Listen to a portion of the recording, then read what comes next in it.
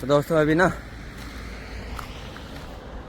कैसे बताऊँ यार तुम्हें, पर इतना समझ लो कि मैं यात्रा छोड़ रहा हूँ यहाँ पर पे। उसका क्या क्यों कारण सब बताऊँगा मैं आपको।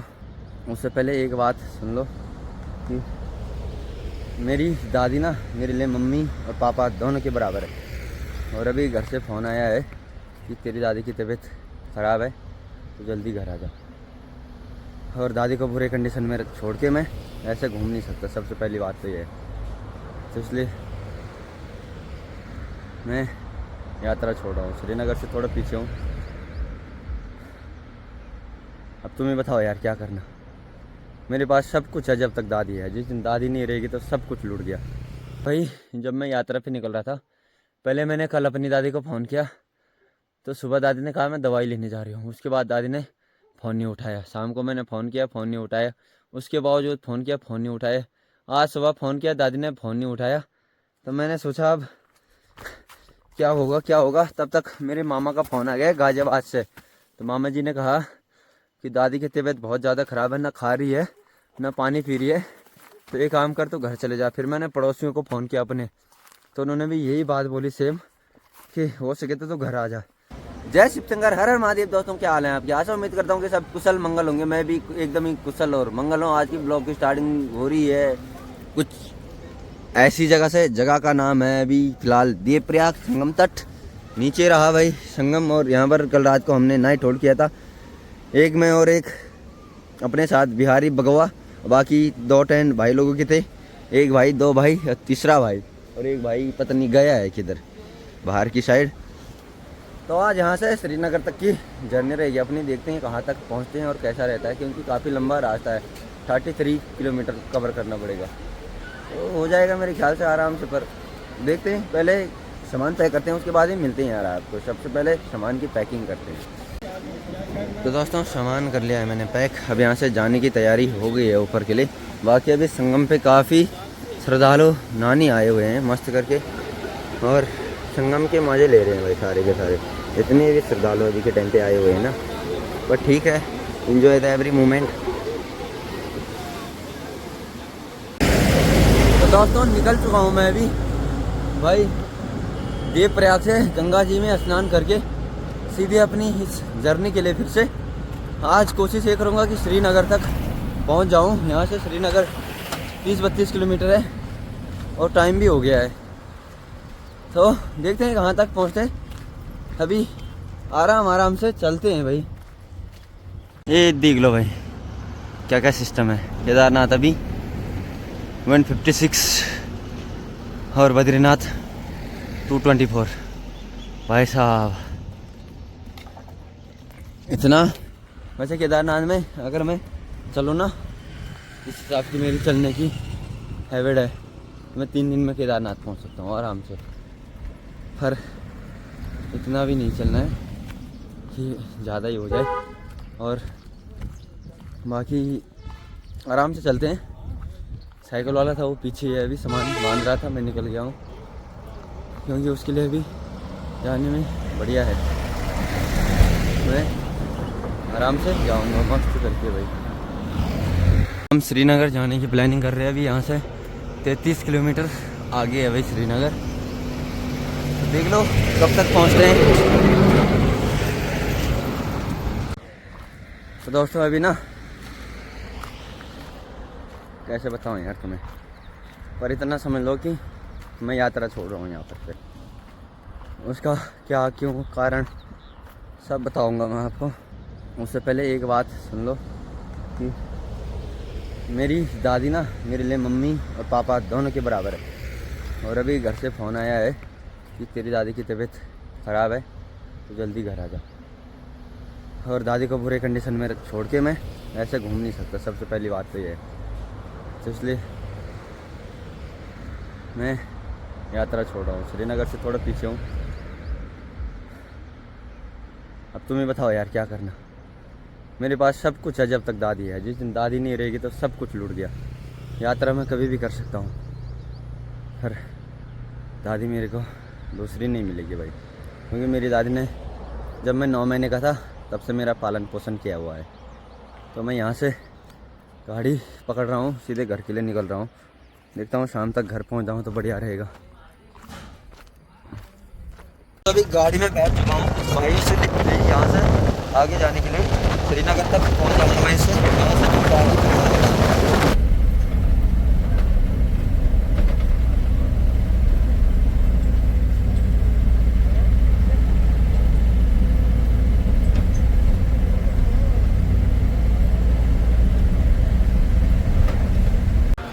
तो दोस्तों अभी ना पौड़ी में पहुंच चुका हूँ मैं, मस्त करके आराम से आया। अभी पौड़ी में पहुंच चुका हूँ पीछे से, भाई बस पकड़ी श्रीनगर से और पौड़ी में आ गया हूँ अभी जैसे तैसे करके। अब यहाँ से और जाने के लिए दूसरी बस आएगी, इसे पकड़ निकालूंगा।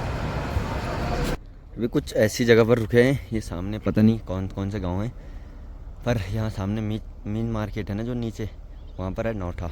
नौठा से थोड़ा आगे ये वाली रोड जाती है त्रिपाली सैंड के लिए, ये वाली जाती है अपने एरिया के लिए।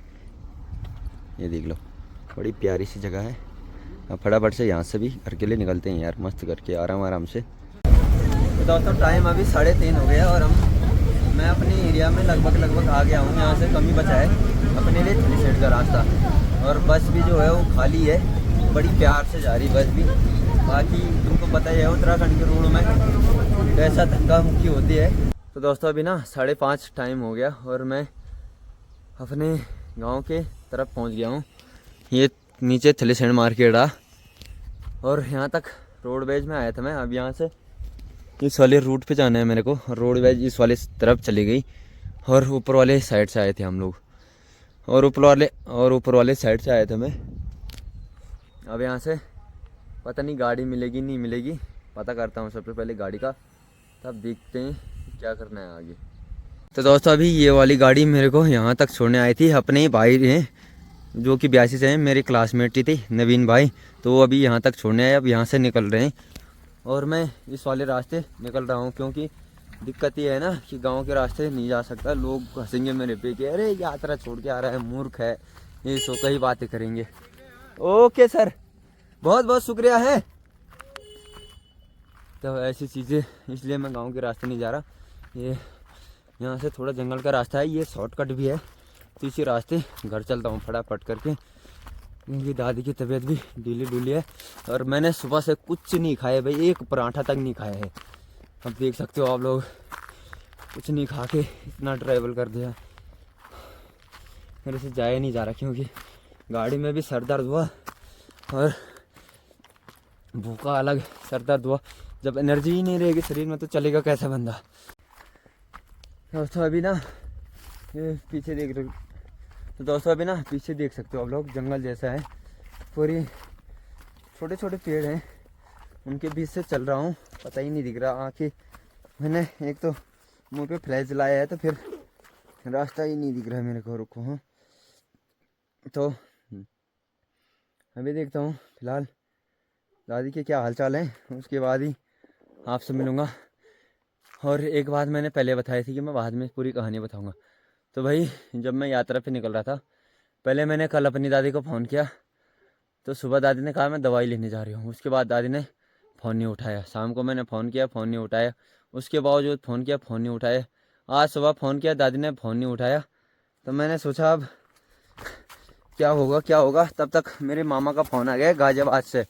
तो मामा जी ने कहा कि दादी की तबीयत बहुत ज़्यादा ख़राब है, ना खा रही है ना पानी पी रही है, तो एक काम कर तो घर चले जा। फिर मैंने पड़ोसियों को फ़ोन किया अपने, तो उन्होंने भी यही बात बोली सेम कि हो सके तो घर आ जा। तो मैं फिर घर के लिए निकल गया, क्योंकि दादी से बड़ी चीज़ मेरे लिए कोई भगवान कोई चीज़ नहीं है भाई।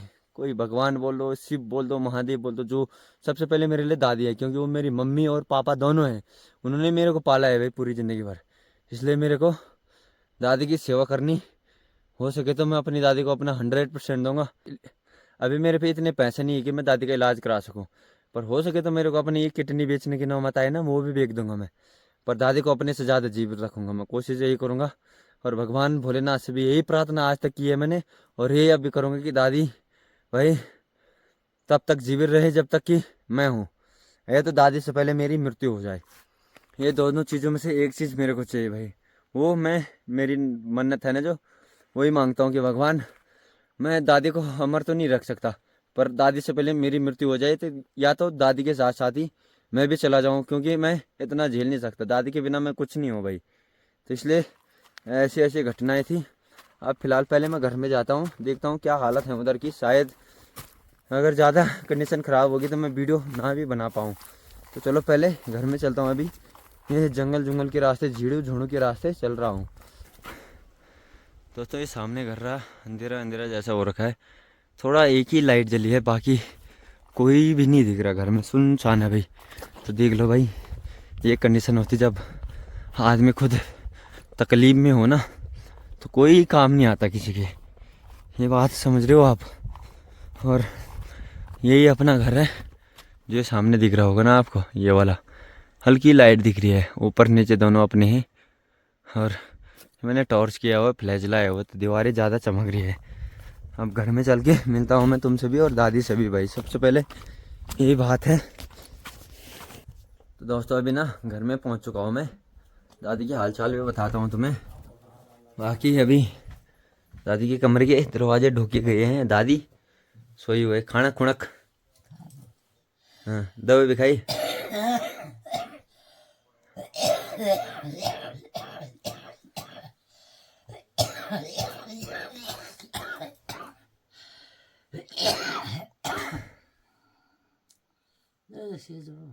हाँ खाना खाया तू, दवा भी खाई।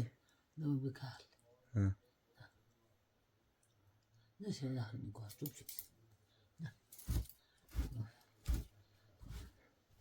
तो भाई दादी की तबीयत भी ना बहुत ही ज़्यादा ख़राब है, और मैं घर में भी पहुंच चुका हूं। दादी ने अभी दवाई दवाई खा ली, अभी पहुंचा मैं जस्ट। अभी मैंने कुछ खाना खुना भी ढंग से नहीं खाया है, और अपने लिए खाना नीचे ही लेके जाऊंगा मैं अपने कमरे में। हम दादी का रात को भी ख्याल रखना पड़ेगा, बार बार देखने आना पड़ेगा। तो यार ऐसी दिक्कत थी ना ज़िंदगी में, क्या ही बोलूँ। चलो भगवान की कृपा ये हुई कि मैं सही टाइम पे घर आ गया। बाकी आप लोग देख लेना जो भी है, और मेरे से ज़्यादा कुछ हो भी नहीं सकता। मैं हूँ बहुत मिडिल क्लास फैमिली से, ऐसा नहीं कि हाई फाई हॉस्पिटल में भर्ती करवा सकूँ, नॉर्मल फैमिली से हूँ। तो देखते हैं क्या करते हैं, हॉस्पिटल जाना पड़ेगा कल परसों, कल ही जाना पड़ेगा। तो देखते हैं क्या कर सकता हूँ मैं।